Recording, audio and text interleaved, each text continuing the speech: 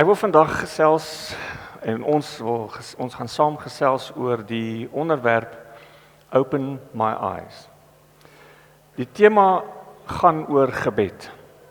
'n Gebed vorm die grondslag of 'n baie belangrike deel van ons verhouding met Christus. Ek het in die begin van die diens gesê dat ons as kinders van die Here nie betrokke is in 'n godsdienstige, ritualistiese, gewoonte, patroon verhouding met God nie.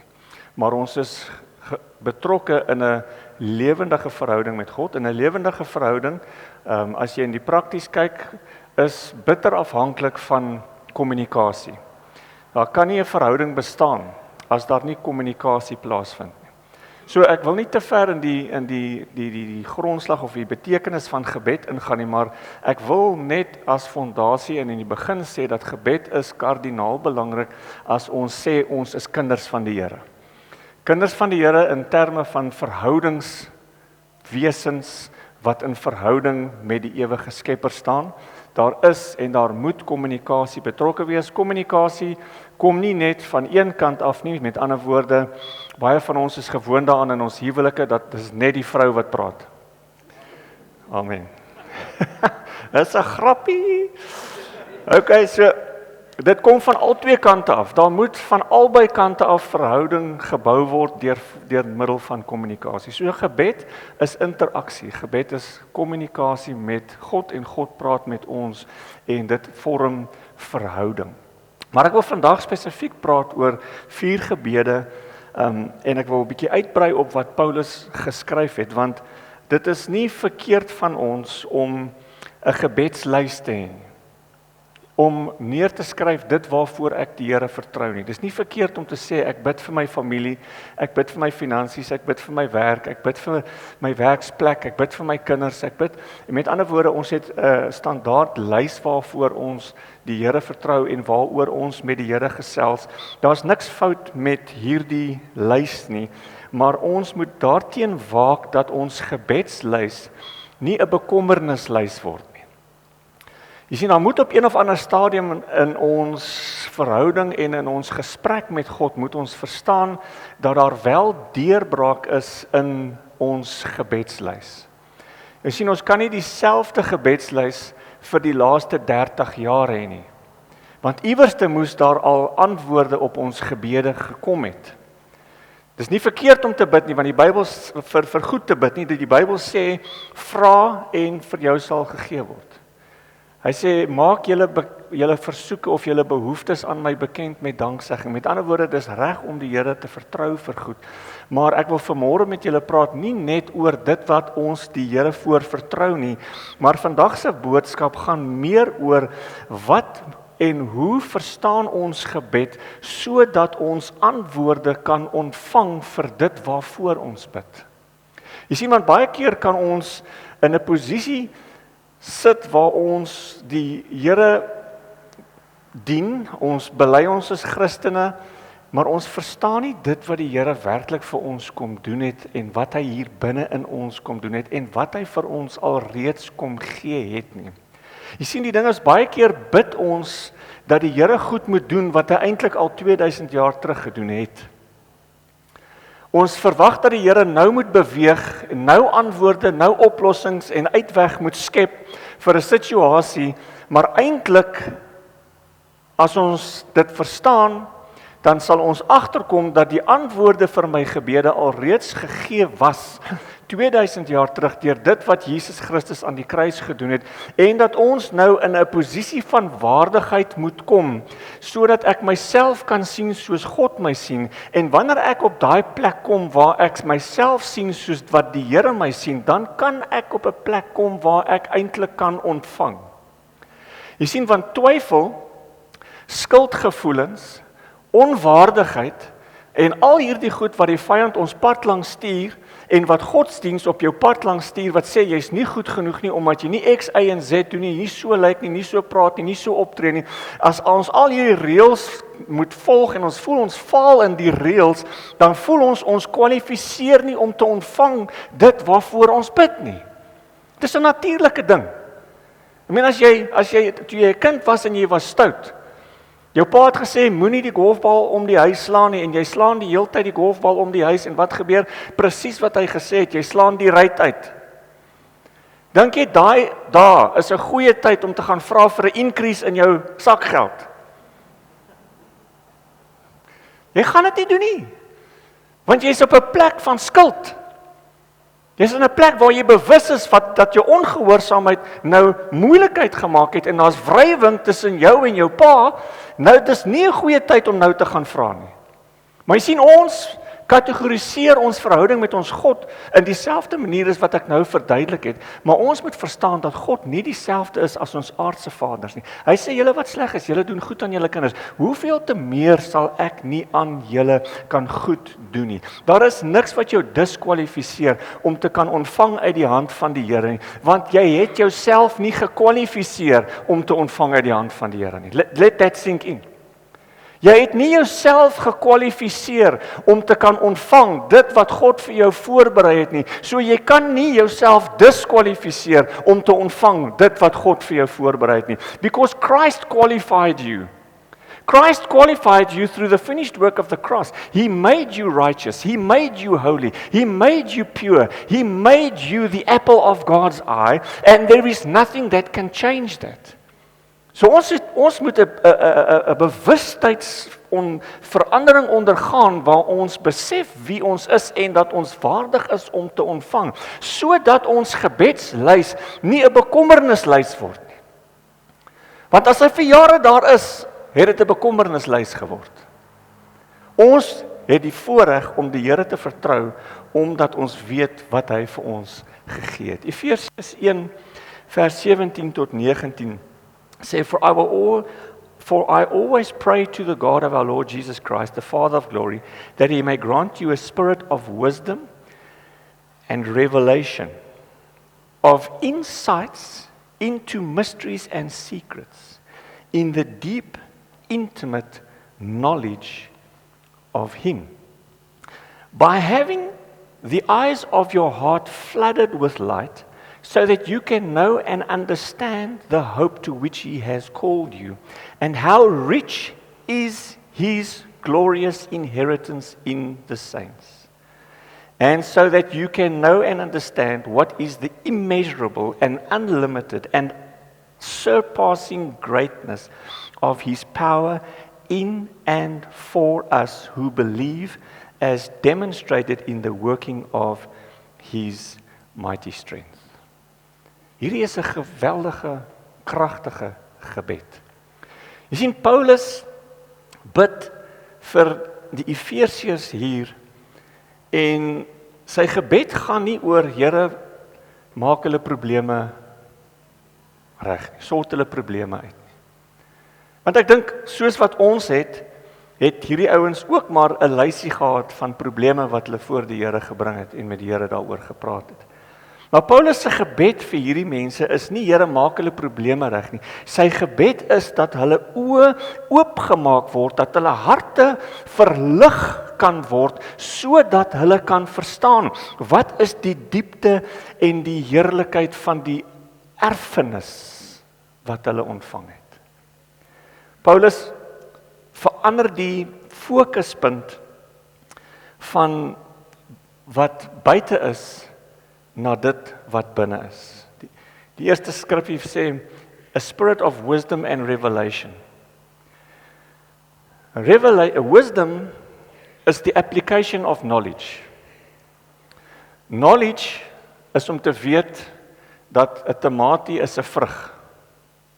Het julle geweet 'n tamatie is 'n vrug? Ek het nou net vanoggend gaan seker maak is reg so, dit is so, gegoogel. Amerika vir belastingsdoeleindes het om 'n veggie gemaak, né? Vir belastingsdoeleindes, maar hy is 'n vrug. So, knowledge is to know that a tomato is a fruit. Wisdom is to know that you do not put it in your fruit salad. Dit gaan nie werk nie. So we need to understand, we need to have knowledge of our unlimited, supporting, immeasurable, great inheritance that we have in him. And it must not only stay with the knowledge or the kennis nie. It must move to knowledge where we understand and apply that which we now know, that we have received an inheritance which includes the greatness, which includes the immeasurable, which includes the glorious, which includes the unlimited resource of what we have in our inheritance with Christ. So met ander woorde, wanneer ek nou bid, dan Paulus bid hy sê, maak hulle oop sodat hulle kan verstaan en sodat hulle kan sien dit wat in die erfenis aan hulle behoort. As 'n mens so hier aan dink, Christus het geen tekort nie. Nie emosioneel nie, nie geestelik nie, nie fisies nie. Hy het geen tekort nie. We are heirs and co-heirs of Christ. So as Christus niks kort nie, dan in realiteit is daar in jou en my ook niks wat ons eintlik tekort het nie, want alles is reeds voorsien in hom. Maar ons sukkel om dit te ontvang partykeer, want ons sit met onwaardigheid, ons voel ons kwalifiseer nie, ons voel ons is nie goed genoeg nie, ons voel ons verdien dit nie, maar dit is nie waaroor dit gaan nie. Hy sê, maak hulle oë oop om te kan verstaan, dat dit aan hulle behoort, of hulle voel hulle verdien dit, of hulle dit nie verdien nie, dit is hulle sin. So of jy dit nou wil aanvaar of nie, verander nie die feit dat dit joune is nie. In Christus, as erfgenaam en mede-erfgenaam in Christus, moet ons oë oop gaan om te verstaan. Christus het geen tekort nie. Hy het alles, hy is alles, hy sal altyd alles wees, en ek en jy het direkte toegang tot die rykdomme, die onuitputlike rykdomme van wie Christus is. Ons werk nie daarvoor nie, ons ywer nie daarna nie, ons ontvang dit deur geloof, omdat ons glo in dit wat Jesus vir ons gedoen het. So dit verander jou gebed van Engels, you're not a beggar, you have received. Our prayers are not a begging attempt. Dis nie 'n klaar geroep na God om iets te doen nie. Dis 'n geloofsstelling om te vertrou dat God alreeds alles gedoen het om vir jou te voorsien, om vir jou te gee na mate die rykdom van sy genade, dit wat hy vir jou voorberei het, of jy voel jy dit verdien of nie, dis nie waaroor dit gaan nie, dit gaan oor dat dit reeds daar gegee is in onuitputlike mates. Having the eyes of your heart flooded with light. Daar's een ding wat nie in die lig kan bly nie. Wat is dit? Dis nie 'n trick question, is eintlik baie maklik. Dis die donker. Donker kan nie in die lig bly nie. Die twee operate net nie saam. Waar daar lig is daar nie duisternis nie. So hy begin sy gebed, hy sê, having your eyes flooded with light, so that the darkness can be gone, so that you can understand the hope with which he has called you. En dis iets wat ek en jy moet vanoggend verstaan, dat dit is reeds iets wat Christus vir jou en vir my gedoen het. 1 Johannes 1 vers 17 sê, dat ons in die lig wandel. Ons is in die voortdurende, blywende, onuitputlike lig van Christus. Ons kan nie op 'n ander plek wees as in die lig nie. Maar wat as ek 'n fout maak? Wat as ek sondig? Jy maak 'n fout in die lig, en jy sondig in die lig, en daarom is die lig daar om onmiddellik die duisternis te verdryf. Jy kan nie op 'n ander plek wees as in die lig nie. Paulus bid, hy sê, let your heart be flooded with light. So waar jy nou sit hier en waar ek nou hier sit, is daar geen meer donker in jou hart, in jou oë, in jou wese, in jou bestaan nie, want die lig van Christus het alle duisternis verdryf. Nou maak dit makliker om te sê, Here, dankie dat ek kan ontvang uit U hand uit. Nie omdat ek dit verdien nie, maar omdat die duisternis verdryf is, omdat ek in die lig is, dat ek 'n erfgenaam en 'n mede-erfgenaam van Christus is, in die onuitputlike voorsiening wat reeds daar vir my gestel is. It's not a begging opportunity. Dis nie 'n klaaglied roep, dit is 'n geloofsstelling om te sê, Here, dankie dat ek kan ontvang op grond van U en dit wat U gedoen het.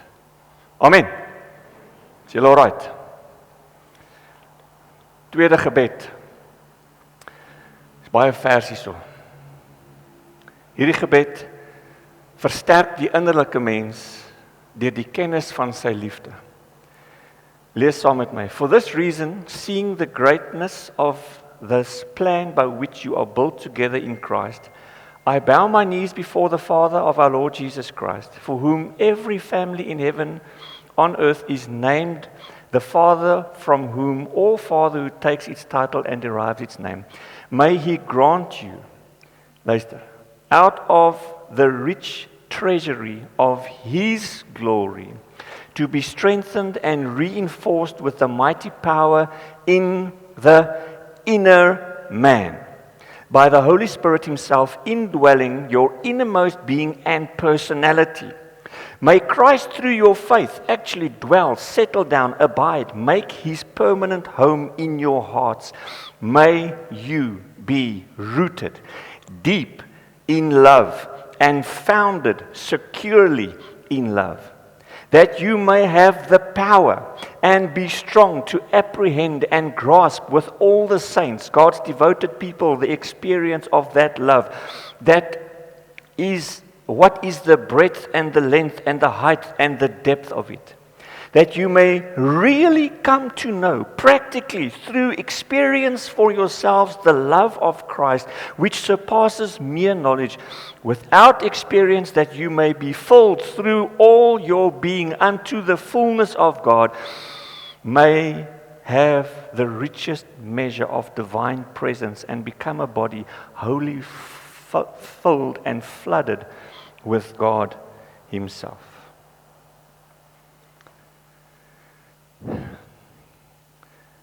Hierdie gebed gaan oor, soos ek gesê het, the strengthening of the inner man.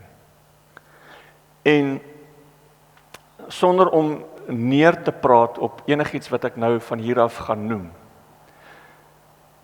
Your inner man is not strengthened by the fact that you read the Bible from cover to cover every year.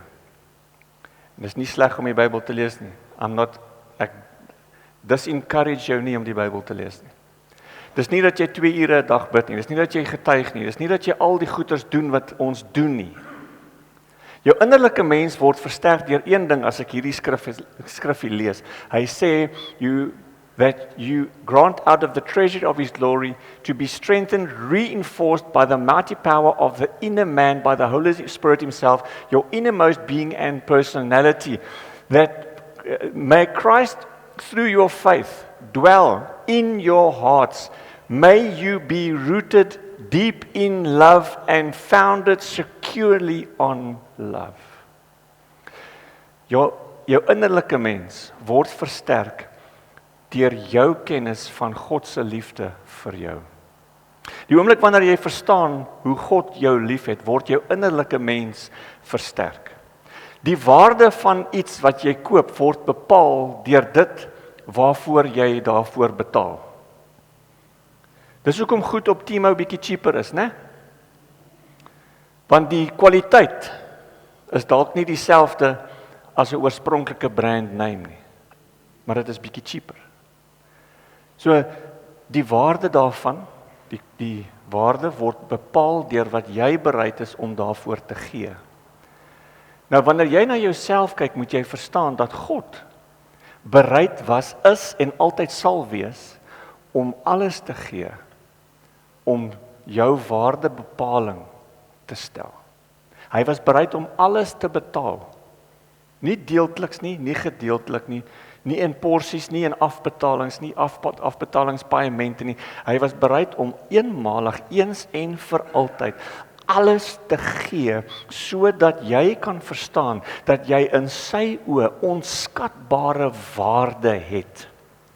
Want wanneer jy besef dat jy waardevol in die oë van die Here is, dan gaan jy nie meer toelaat dat die opinies van mense, opinies en omstandighede van situasies waarin jy jouself bevind, aantas wie jy is nie, jou persoonlikheid, jou menswees, jou gesindheid, jou attitude, gaan nie aangepas en aangetast word deur die omstandighede in die wêreld hier om ons nie, maar jy gaan gefundeer wees, jy gaan op 'n fondasie staan van, ek weet hoe God my liefhet.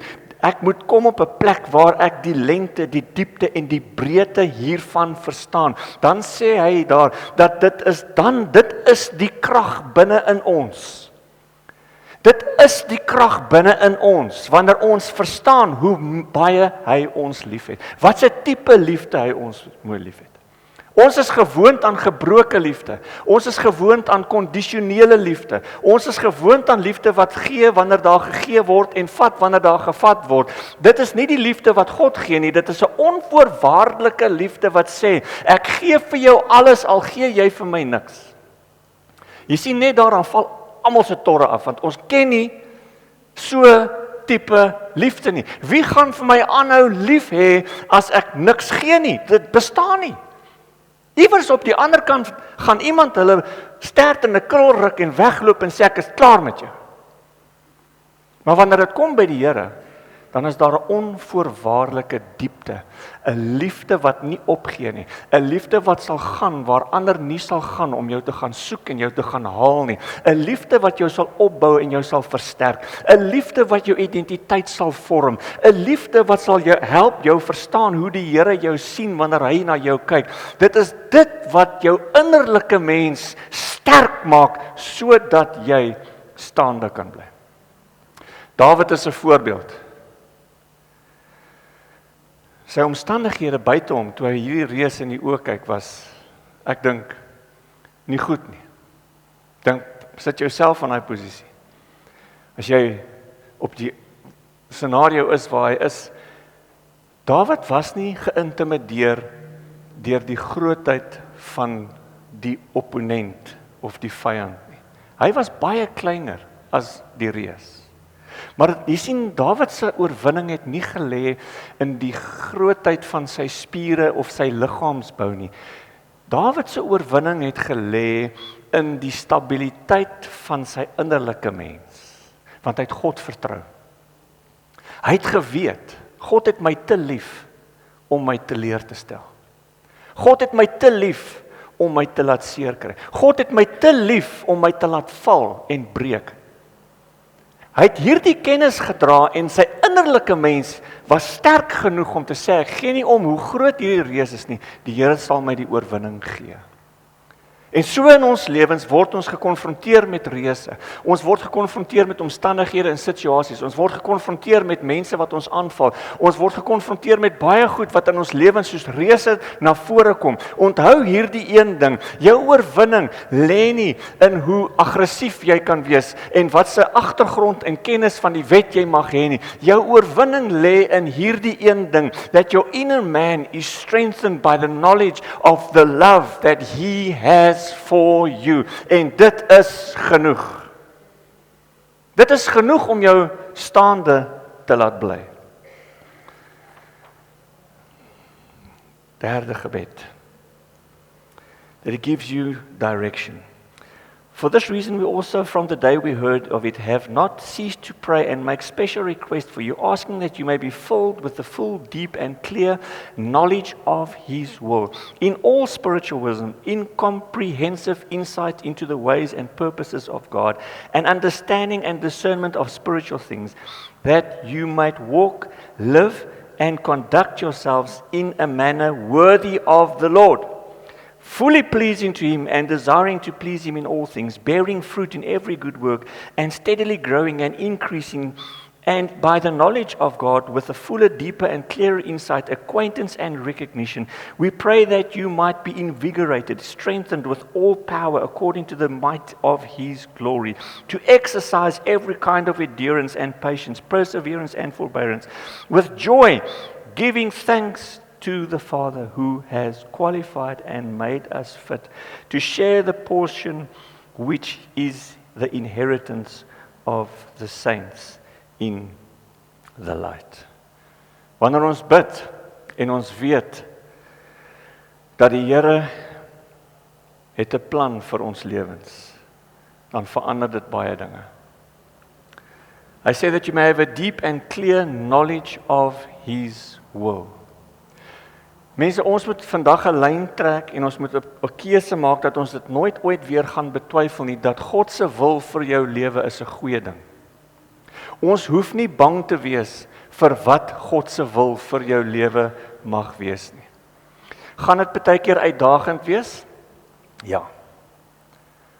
Gaan dit baie keer ongemaklik wees, want die Here gaan ons dalk vat op plekke wat ons uit ons gemaksone uitkom, want as hy dit nie doen nie, gaan jy nooit groei nie. Gaan jy nooit ontwikkel nie.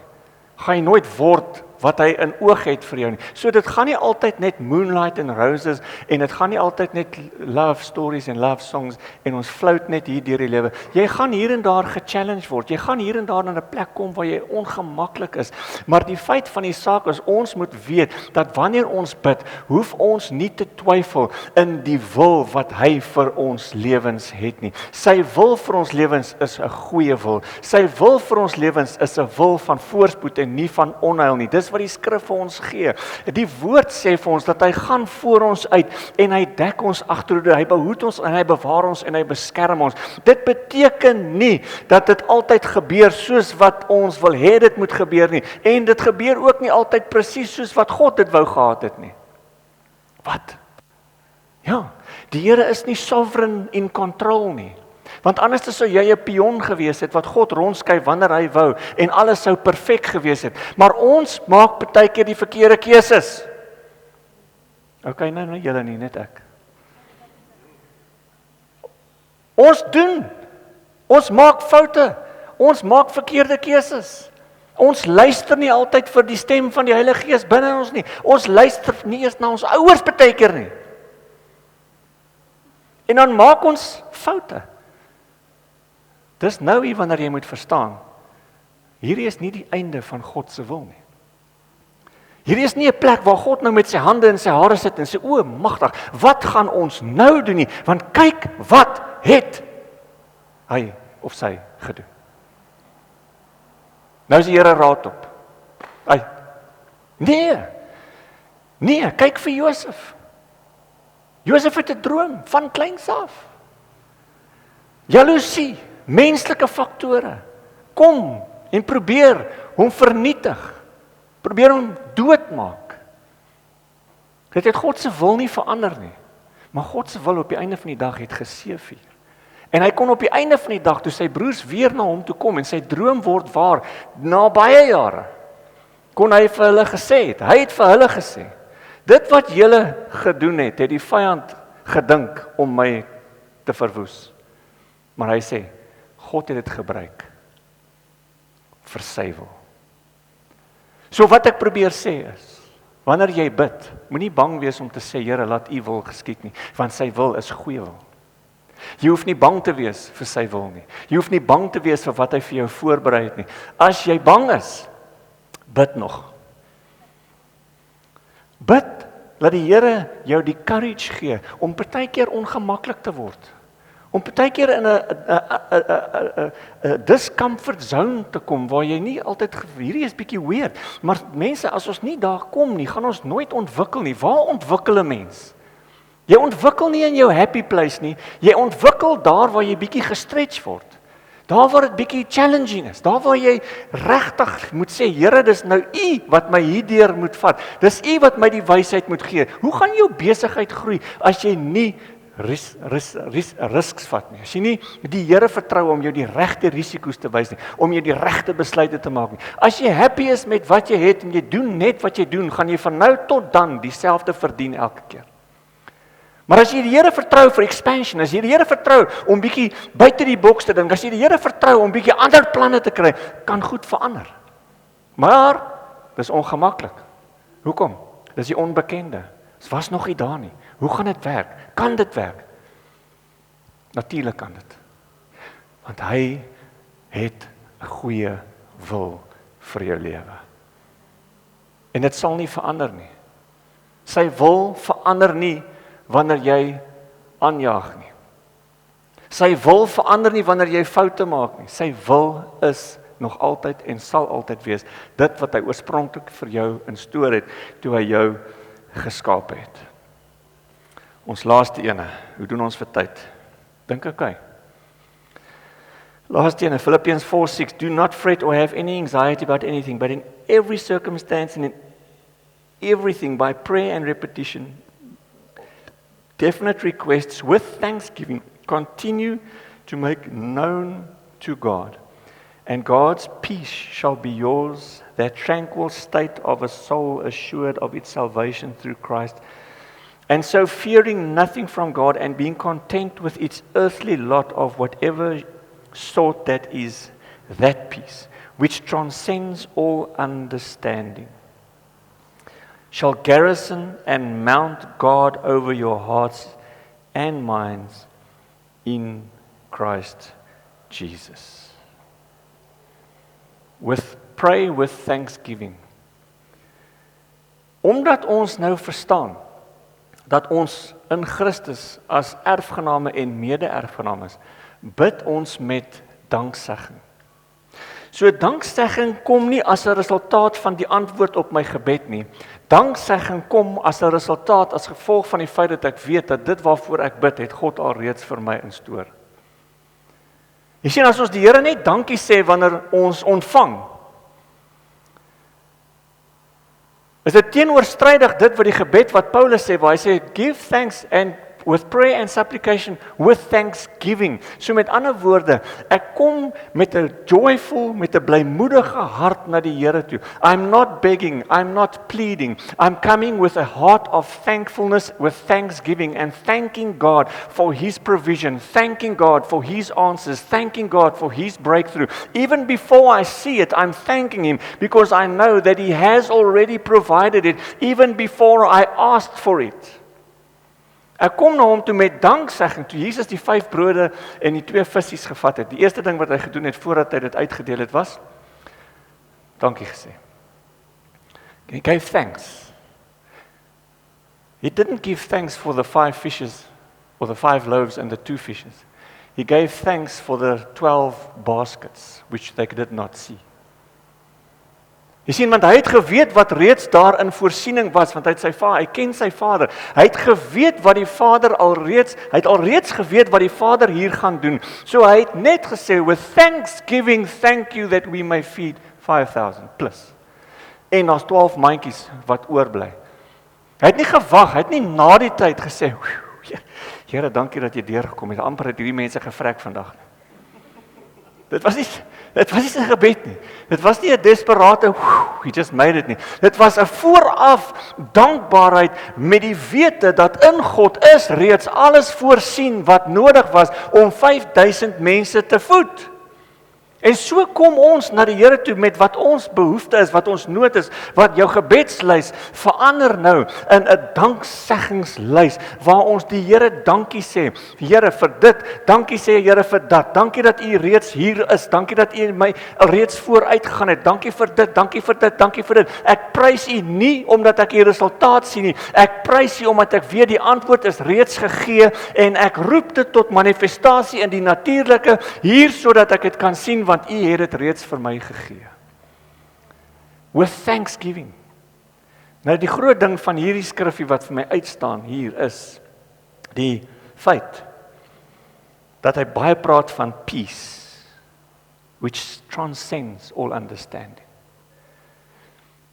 Vrede wat nie sin maak nie, kom wanneer ons hierdie 4 gebede kan saamsit en ons verstaan dat ons oë oopgemaak is, dat ons innerlike mens versterk is deur sy liefde, dat ons rigting duidelik is omdat ons weet hy het 'n wil, 'n goeie wil vir ons, is ons hart gevul met vrede wat alle verstand te bowe gaan.